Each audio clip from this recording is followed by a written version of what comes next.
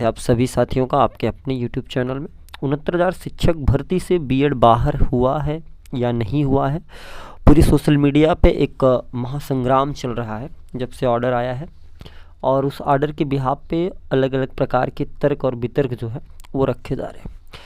लेकिन सच्चाई कितनी इस बातों में, इस पे भी आप सभी को मैं क्लियर करना चाहूँगा, बताना भी चाहूँगा, हालांकि जहाँ तक हमने अध्ययन किया है ऑर्डर का, ठीक है।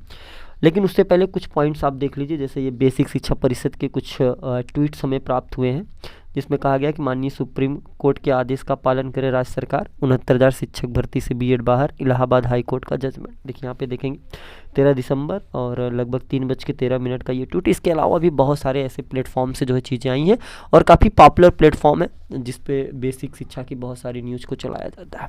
और ऑर्डर की कापियाँ भी आप सभी को प्राप्त होंगी, हिंदी वर्जन भी मिला होगा और इंग्लिश वर्जन भी मिला होगा, जिसे आपने बाकायदा पढ़ा भी होगा। तो फिलहाल ऑर्डर बहुत देर तक पढ़ने का वक्त है नहीं, और आप लोग भी इतना देर तक वीडियो देखेंगे नहीं, तो सीधा हम शॉर्टकट चीज़ें बताने की कोशिश करते हैं आपको। तो देखिए आज का जो मामला था, उस मामले को देखने के बाद बीएड जो 69,000 शिक्षक भर्ती में जॉब कर रहे हैं, वो अभ्यर्थी राहत की सांस तो ले सकते हैं कि हाँ ठीक है, अभी तो हमारा कुछ नहीं हुआ है, ठीक। लेकिन आने वाला समय जो है वो कहीं ना कहीं वो प्रतिकूल परिस्थितियाँ लाएगा, ठीक है। वो कहीं ना कहीं दिक्कतें खड़ी करेंगी। आज अगर आप इसको पूरी तरह से अध्ययन करें ऑर्डर का, तो एक चीज़ निकल के आता है, लोगों का कहना है कि इसमें 69,000 का कोई जिक्र नहीं है। हाँ ठीक है, कोई बात नहीं है, सेफ़ है चीज़ें अभी तक। लेकिन पटना हाई कोर्ट का जो आदेश आया था बीएड को बाहर करने के बाद जो जॉब कर रहे हैं, उस ऑर्डर के बिहाफ पे कहीं ना कहीं अन्य राज्य के जो भी अभ्यर्थी हैं और यूपी के भी जो और भी याचिकाएं हैं, जैसे कल भी एक याचिका जिस पे सुनवाई देखने को मिलेगी, वहाँ से लेकर के चीज़ें जो है परेशान करेंगी, ठीक है। परेशान करना नहीं, सीधा सीधा कहें तो खतरे की घंटी है, क्योंकि अगर बिहार से बाहर किया जा सकता है तो उत्तर प्रदेश को इतने हल्के में इतने आसानी से लेने की भूल बिल्कुल ना करें। बहुत सारे ऐसे साथी हैं जो बहुत ओवर कॉन्फिडेंट हैं, नहीं ठीक है हम नहीं डिफेंड करने जाएंगे। देखिए आपको अपना पक्ष रखने तो जाना पड़ेगा, डिफेंड करना तो जाना पड़ेगा, ठीक है। आप चाहते हैं कि आप बैठे रहें, सरकार आपको डिफेंड करेगी, तो आप अपने दिमाग से निकाल दीजिए, ठीक है।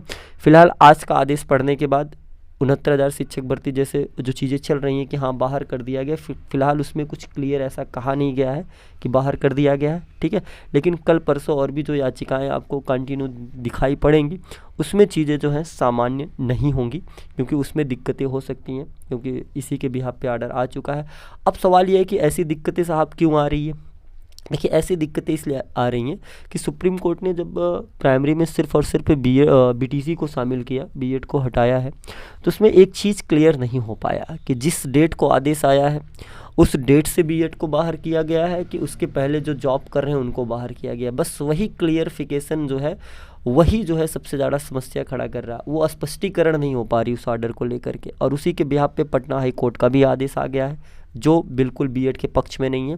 और यूपी में भी आज जो आया है वो भी बहुत संतोषजनक नहीं मान सकते। उसमें भी ये चीज़ें साफ कही गई हैं कि जो भी सुप्रीम कोर्ट का आदेश है, जो भी एनसीईआरटी की गाइडलाइन है, तत्काल प्रभाव से उत्तर प्रदेश सरकार उसको लागू कर दे, ठीक है।